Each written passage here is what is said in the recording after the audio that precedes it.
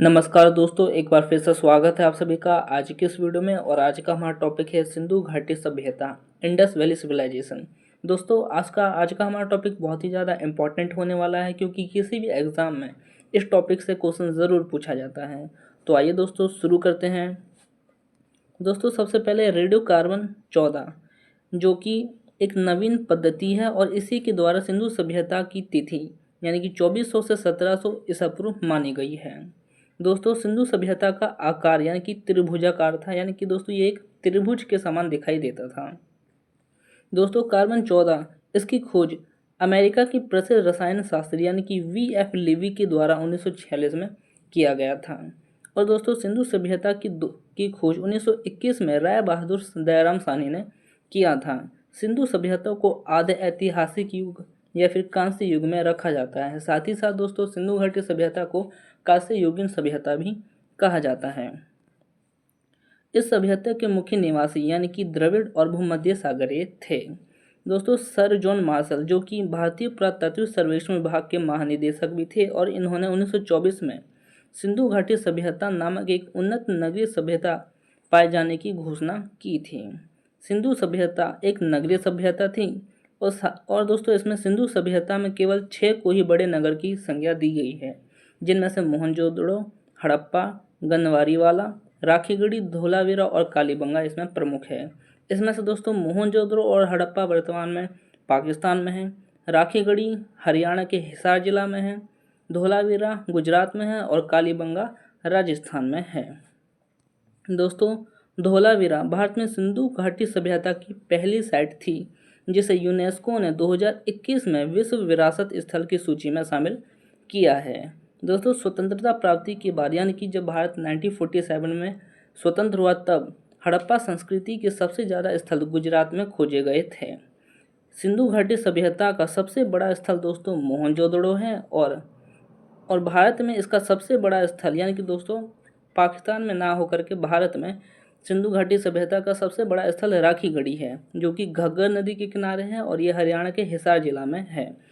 और इस राखीगढ़ी की खोज 1963 में सूरजभान ने किया था। दोस्तों लोथल और सुतकोतदा ये सिंधु घाटी सभ्यता के बंदरगाह थे। और दोस्तों जुते हुए खेत और नक्काशीदार ईंटों के साक्ष्य भी कालीबंगा से प्राप्त हुए हैं। घरों के दरवाजे और खिड़की सड़क की ओर ना खुल करके पीछे की ओर खुलते थे, लेकिन दोस्तों केवल लोथल नगर के घर के दरवाजे ही सड़क की ओर खुलते थे।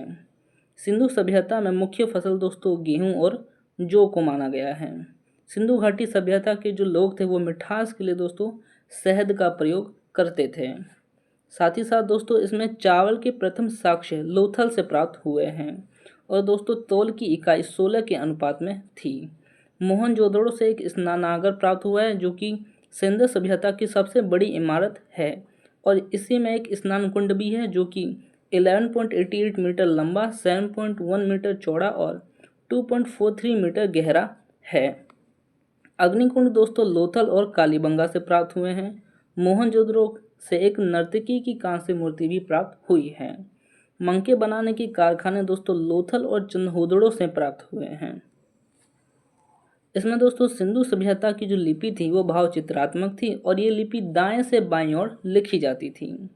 लेखन कला की उचित प्रणाली विकसित करने वाली पहली सभ्यता दोस्तों सुमेरियन की सभ्यता थी, जो कि दोस्तों ये सुमेरियन की सभ्यता 2 नदियों के बीच में थी, दजला और फरात नदियों के बीच में थी। सिंधु सभ्यता के लोगों ने नगर और घरों के विन्यास के लिए दोस्तों ग्रिड पद्धति अपनाई थी।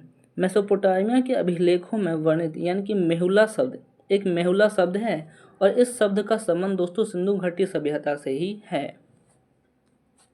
दोस्तों पिगट एक व्यक्ति थे जिन्होंने हड़प्पा और मोहनजोदड़ो को एक जुड़वा राजधानी कहा था। सिंधु सभ्यता के लोग धरती को उर्वरता की देवी मानकर धरती की पूजा किया करते थे। साथ ही साथ दोस्तों वृक्ष पूजा यानी कि पेड़ की पूजा और शिव पूजा भी सिंधु सभ्यता के लोग करते थे। स्वास्थ्य चिन्ह दोस्तों हड़प्पा सभ्यता की ही देन है। साथ ही साथ दोस्तों सिंधु घाटी के नगरों में किसी भी मंदिर के अवशेष नहीं मिलते हैं। सिंधु घाटी के लोग पूजा तो करते थे, लेकिन इस नगर में मंदिर के अवशेष प्राप्त नहीं किए गए हैं। सिंधु सभ्यता के लोग काले रंग से डिजाइन किए गए लाल मिट्टी के बर्तन बनाते थे। और दोस्तों सिंधु घाटी के लोग तलवार को नहीं जानते थे, तलवार से परिचित नहीं थे। पर्दा प्रथा और वेश्यावृत्ति सिंधु सभ्यता में प्रचलित थी। साथ ही साथ दोस्तों शवों को जलाने और गाड़ने की प्रथा दोनों थी। आग में पकी हुई मिट्टी को दोस्तों टेराकोटा कहा जाता था।